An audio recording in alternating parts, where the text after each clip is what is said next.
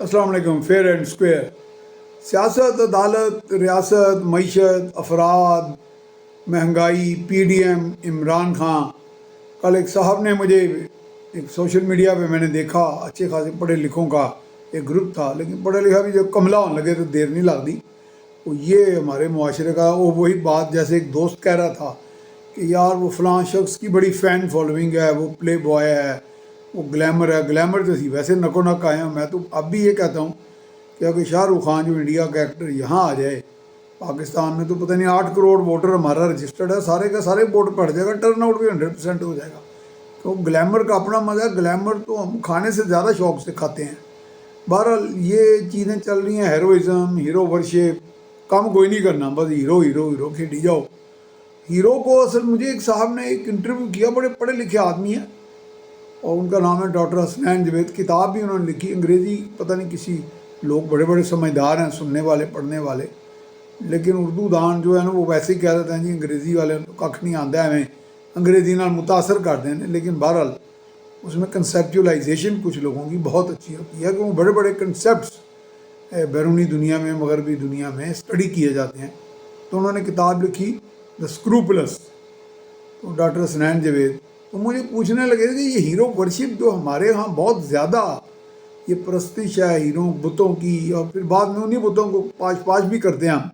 کیونکہ ابھی تو ایک بت چل رہا ہے، دوسرے پاش پاش ہوئے ہیں، ان کو تو خیر عدالتوں نے، اسٹیبلشمنٹ نے، کوئی جنرل فیض نے، کوئی جنرل باجوہ نے، کوئی کسی نے پاش پاش کیا، اور باقی تو توش پوش ہی ہے سارا.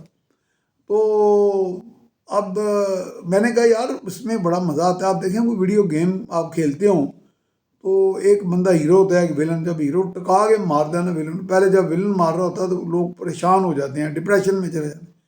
لیکن جب ہیرو مارتا ہے نا پواں کے لٹکا لٹکا کے، تو اس میں ایسے لگتا ہے جیسے میں یہ ہیرو ہوں. تو ہمارے ہاں یہ سیاست بھی اور سیاست ملتی جلتی جتنی گیمیں ہیں وہ اس ہیرو ورشپ کے گرد گرد، ہمارے جہاد فساد وہ بھی سارے، عسکریت پسندی، سب ہیروازم کا ہے. بہرحال اب وہ بات یہ بھی کر لیں کہ پاکستان ڈیفالٹ والی باتیں لوگ کر رہے ہیں. تو ایک خوشخبری چھوٹی سی ہے، بڑی مطلب میرے چیچی جنی، لیکن بہرحال یہ ہے کہ وہ ایک سٹیپ ہے ان دا رائٹ ڈائریکشن. وہ یہ ہے کہ میری اگلے روز چین کے کونسل جنرل ہز ایکسیلنسی چاؤ شیرن سے ملاقات ہوئی. ان کا نام اگر غلط پروناؤنس کر رہا ہوں تو ان سے معذرت، اور ان کے باقی ساتھیوں سے بھی، چینیوں سے، بھائیوں سے، آئرن بردر سے معذرت. تو میں نے انہیں پوچھا کہ جی، اور ٹرین میں ہم لوگ سفر کرتے ہیں، لوگ بڑے خوش ہیں، گو کہ لوگ شہباز شریف کے دور میں مہنگائی کی وجہ سے ان سے ناراض ہیں، اور حالانکہ یہ جو ایک سستا 27 کلومیٹر کا ڈیلی وہ فاصلہ، لاہور کے لوگ، باقی شہروں کے لوگ تو غصے میں اس سے نفرت کرتے ہیں. لیکن اگر یہ سلسلے چلتے رہتے حکومتوں کے، پرویز لائی کی ہوتی، شہباز کی ہوتی، تو اس طرح کی اور ٹرینز بنتی، میٹرو ٹرینز اور میٹرو بسیز کا بھی. لیکن بہرحال ایک شخص جس نے سپیئر ہیڈ کیا، اس کو عملی جامہ پہنایا، تمام تر مشکل مراحل سے گزر کے، اور سبسڈی والی بات بھی اس میں آئی گی، میں ڈسکس کرتا ہوں. تو اس شخص کو کریڈٹ تو دینا چاہیے، وہ شخص ہے شہباز شریف. اس کی ساری باقی چیزیں غلط ہوں گی، لیکن یہ دو کام جیسے کہ میں نے بتایا تھا ساہیوال کا کول پلانٹ، اور کوئلے کا بھی جو کہتے ہیں اور ایکسپرٹس بتاتے ہیں، اور چین والے تو ممکن ہے وہ چین والے ہیں چونکہ ان کا پروجیکٹ ہے، لیکن وہ ثبوتوں کے ساتھ ہمیں بتانے کی کوشش کرتے ہیں. میں جب چین گیا، ہونینگ کارپوریشن، وہاں بھی انہوں نے بتایا، اور یہاں بھی جب میں ساہیوال کول پلانٹ مسٹر تائی جی جو چیف ایگزیکٹو ہوتے تھے ان کے ہاں گیا، وہاں اور بھی چین کے انجینئرز، باقی پاکستانی انجینئرز بھی ہمیں ملے. تو جب ان سے بات کی گئی تو انہوں نے کہا جی کہ ہمارے ہاں بھی چین میں 60% سے زیادہ توانائی یہ کوئلے کے پروجیکٹ سے حاصل ہوتی ہے، اور اس میں چونکہ اس میں فضا میں ایک تو بلندی کی طرف لے جاتے ہیں اس کو، اور سپر کرٹیکل چمنیز لگی ہوئی ہیں، اس لیے فضا کو وہ آلودہ نہیں کرتی. چلیں یہ بات مان ہی لیں، کم سے کم بینیفٹ آف ڈاؤٹ ہی دے دیں اپنے چینی آہنی بردرز کو، آئرن بردرز کو. چلے آہنی تو آپ شاید وہ آہنی ہاتھ والی بات نہ آ جائے، ویسے وہ آہنی پردے کے پیچھے ممالک جو ہیں ان میں چین بھی اور روس بھی لوگ سمجھتے ہیں کہ آ جاتا ہے، لیکن بہرحال ان کی اپنی کریکٹرسٹکس انہوں نے ڈیولپ کی ہیں. میں نے تو 4-5 مرتبہ جب بھی چین گیا ہوں لوگوں کو پہلے سے بہتر خوشحال دیکھا ہے، زیادہ کام لگن کے ساتھ کرتے دیکھا ہے، پہلے سے زیادہ انوائرمنٹ کو بہتر دیکھا ہے، پولوشن کم دیکھی پہلے سے زیادہ.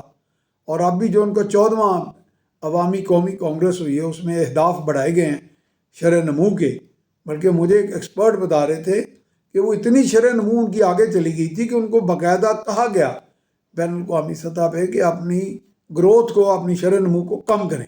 بہرحال اب یہ جو پروجیکٹس پہ ہم بات کر لیں، ایک تو مجھے چینی کونسل جنرل لاہور نے بتایا کہ گوادر کا انٹرنیشنل پورٹ جو state of the art airport ہے، جہاں دنیا کے تمام بڑے سے بڑے جہاز جو ہم لینڈ بھی کر سکتے ہیں، فلائی بھی کر سکتے ہیں، جیسے کہ آپ لاہور کے ایئرپورٹ پہ جو بہت بڑا علامہ اقبال انٹرنیشنل ایئرپورٹ ہے، وہاں A380 لینڈ نہیں کر سکتی۔ اور پچھلے ہی دنوں UAE کا ایک ایویشن ہوا بازی کا ایک ڈیلی وفد آیا تھا، تو وہ چاہتے تھے کہ اسلام آباد بے نظیر انٹرنیشنل ایئرپورٹ پر یعنی اپنے جو A380 کے ان کے 4 ایئر لائنز ہیں ان کی لینڈنگ فلائنگ کرنے کے معاہدہ اور ایکسپینشن توسیع جو پرانے معاہدے کے لیے آئے تھے۔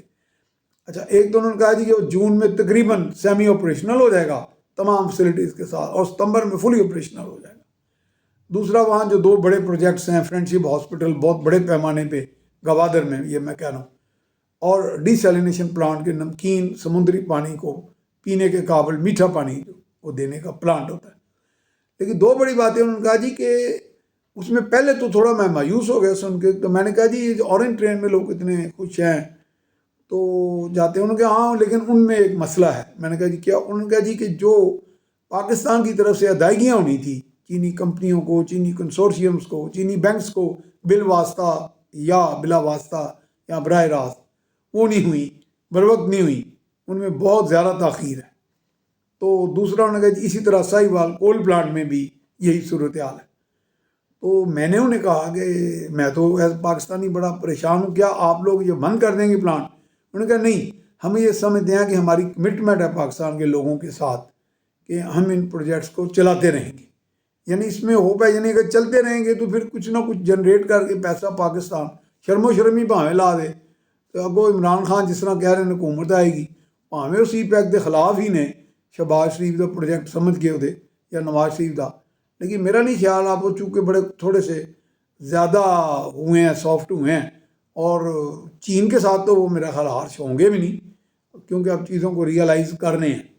تو یہ ایک اچھی خبر تھی، لیکن ساتھ ساتھ میں نے انہیں سوال کیا کہ اس پہ تو سبسڈی پہ لوگ بڑی لان تان کرتے ہیں اورنج ٹرین پہ۔ انہوں نے کہا جی چین، بھارت اور بہت سے ممالک میں جو پبلک کے فائدے کے، پبلک یوٹیلیٹی کے پروجیکٹس ہوتے ہیں، وہ بعض کا تو ان کا ایکسپینڈیچر، آپریشنل ایکسپینڈیچر اتنا ہوتا ہے، آپریشنل کاسٹ اتنی ہوتی ہے کہ اس پہ سبسڈی حکومتیں دیتی ہیں عوام کی سہولت کے لیے۔